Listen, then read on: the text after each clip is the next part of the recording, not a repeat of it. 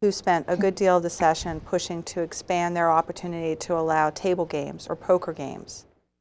And that becomes contested by the career firemen. And so you see a lot of discussion and debate pro and against gaming, which ends up interfering with the opportunity for the veterans to have this very limited 5-machine slot machine. What they should call it what it is. We have the slots bill. They should have their Las Vegas bill. I mean, in other words, neither between shall meet, because we don't want table games. And it really does lead to irrational things. I ran a seminar up in Harford County in the American Legion Post, and they were talking about, and that's on one side of the Susquehanna River where they can't have slots, and the other side is Cecil County where they can. It makes no sense, It's right. And they give such, as you know, Judge, such deference to the counties and what their position is. And so if this were not to turn into a statewide issue, but just a Prince George's issue, it wouldn't even move forward until you had a consensus of the Prince George's delegation. So a good deal of work to be done there. I heard very good remarks one time. Lowell Stoltzfus, who didn't run for re-election, he was the Republican leader in the Senate, and he's one of those Pennsylvania small religious sects, like Mennonite, maybe Mennonite, but like that. And he said, we have strong feelings against gambling. He said, but on the other hand, he said, I represent people, not my own religion. And we have 3 counties in my district, and 2 of them where the slots are at the veterans posts and the fraternals. And he said, I see what fine things they do. One of the counties, they bought a hook and ladder, and just all kinds of school money, everything you can think of. He said, I'd be something wrong with me if I didn't say my own county, Worcester County couldn't have it like my own county has it. And I think too, as you recognized, we were talking before the show, that something that affords you the opportunity to increase your membership, to bring together the veterans. For organizations, that's a lifeline, a bloodline. It's essential. You're absolutely right. One of the things that we do as veterans, we bring people into the veterans post very often for social reasons, and particularly the DAV. I belong to all the others too, but then you discover, the people who join discover a very practical. We had a man who was the Marine Corps League, and he said, I joined the DAV mainly because my friends were all members. I didn't think much more about that, and ended up talking to the service officer and getting a 50% disability, that he didn't even know he was entitled to. See, that's one misnomer that a lot of people have, is we have a bar, but I would say that at least every time I visit there, I will talk to somebody about getting a benefit of some sort, and that's the only thing we ever talk at the bar. There are no politics at the bar. But someone wants service, they want to know about the cemetery program, they want to know about Charlotte Hall, they want to know about a nursing home or some information or some medical equipment for their family. We are there to help them. And it's a central point. It is, and it's so important. I mean, like any of us, a place where you share commonality of experience and history, information on benefits. And I'll tell you, you ring me up so many times, Ray, for all the charitable events that you're doing. Right. And so increasing membership only affords the community to reap the benefits more of the charitable work that you do. It's essential that I believe we do what we can to help those organizations stay strong so that the newer vets and the younger vet families and everything come aboard. One thing the judge knows, along with me, I didn't know I was eligible for the DAV, and neither did Sherry. I didn't know either. And we found out that you don't have to be missing an arm or a leg. And way back when, women couldn't serve in combat back in the Vietnam War or Korean War. But now that they do once Desert Storm started. But back in the late 50s, early 60s, the DAV removed combat injury. When they removed that combat, they just couldn't do it for ladies. They had to do it for everybody. So I had major surgery with an injury that I got a hernia operation, because of filling sandbags and such. Of course, it was not combat related, even though it was in the combat zone. And of course, Jerry, saved a touchdown for Camp Lejeune and got kicked in the face. but everybody thought I'd been kicked in the head. Now just anybody that's been hospitalized is automatically eligible for DAV. Purple Heart is automatic. Being gassed is automatic. And as I say, there's a lot of people don't realize how eligible they are for the VFW. They've added Korea. since dated back to 1 February 55. If you serve 60 days or more in Korea, you're eligible for the VFW. A lot of people. We're trying to get the word out, and every veteran should belong to every veterans organization they're eligible for.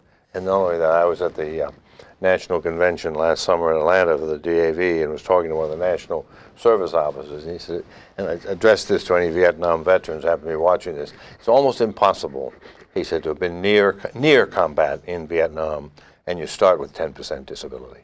Right. I mean, with Agent Orange and the psychological problems.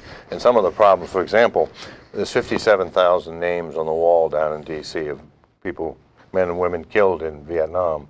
There are now more than 57,000 suicides of Vietnam veterans. And so you offer a place where somebody can come and know that there's going to be empathy for the experiences that they've had. I can think of nothing, more important right now than for us to allow. And right now, the new piece of legislation with gaming increased the oversight.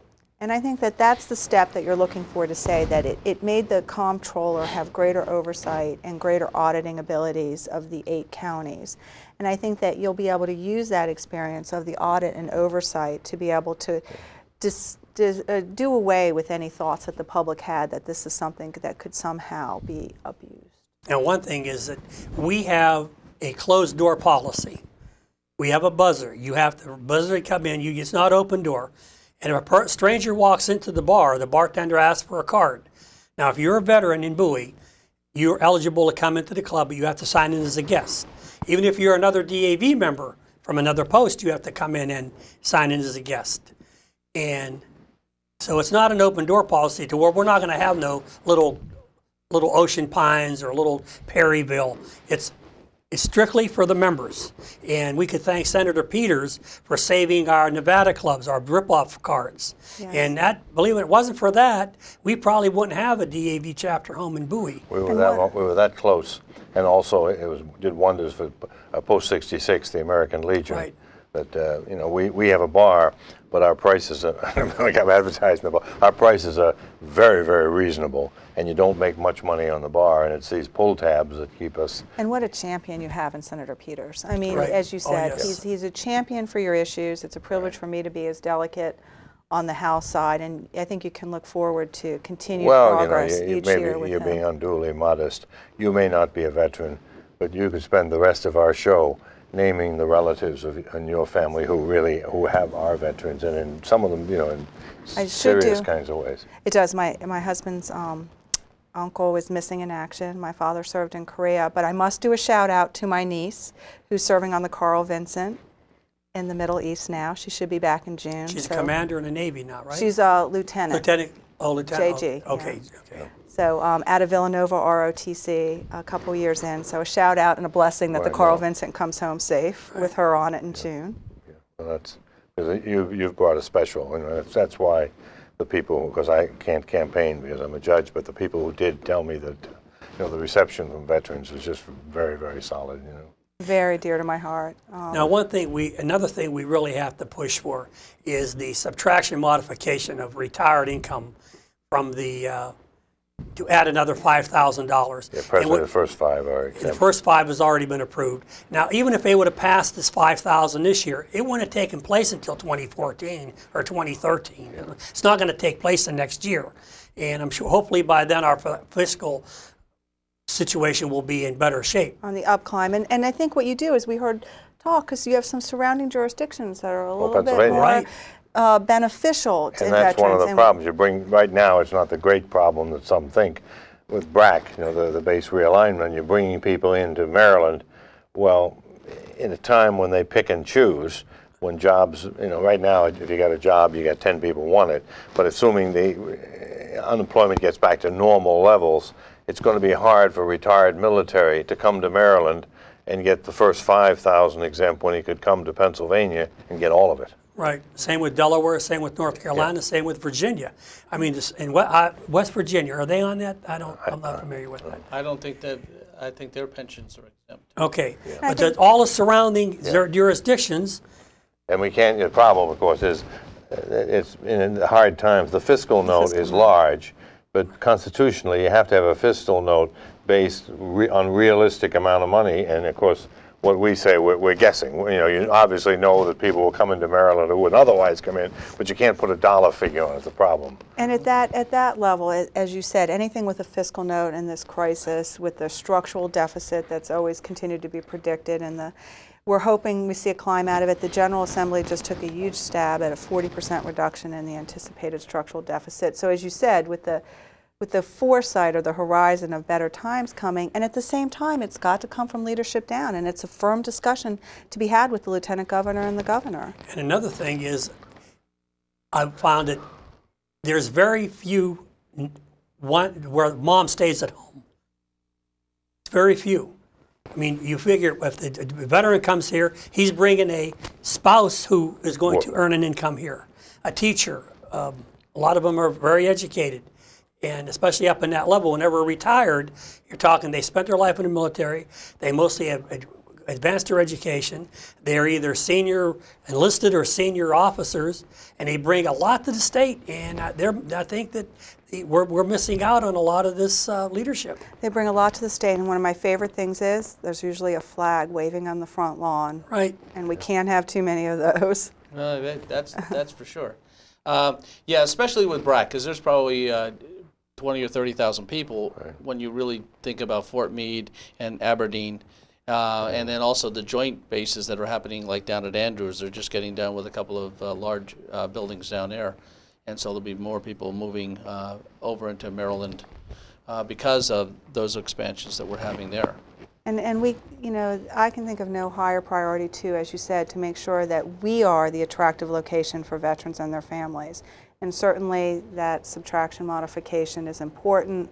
We'll all continue to fight for it. But as you gentlemen said, and you do so well, it's about mobilizing your troops, mobilizing the members out there that are seeing this show, and letting them know the phone call, the expectation that they have of their elected officials through phone calls and emails and letters and visits is essential to accomplish some of these very difficult pieces of legislation. Well, one of the things, I wasn't able to come over to see it, but I got an email that said that the delegation from the 23rd District was going to meet. I believe you met over in Senator Peters' office during the legislative time, and come on over and talk to us about legislation. It was in the Miller Building. And I think stuff like that is great. The place was packed. Yeah.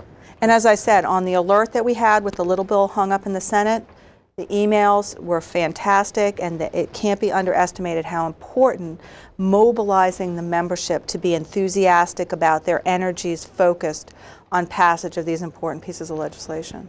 Well, it's hard to believe, but our time's up. And we want to thank again Delegate Valentino-Smith for coming once again and telling us what's happening in legislation, and we hope to have you back again during the legislative year next year. Thank you, gentlemen. And we need better news about veterans legislation. But we hope you enjoyed our program tonight too, and learned information important to you and your family. Now we ask you to get involved with other Bowie veterans by joining one of the Bowie veterans organizations. Stop by the American Legion, the DAV, and find out about what's available to you as a veteran. So if you have any questions, just let us know, and we ask you to get involved. It's the only way you're going to find out what's happening to you as a member of the service member. So thanks again for watching Veterans Forum, and we want to thank Tom Allen, the director of the program. Thank you and good night.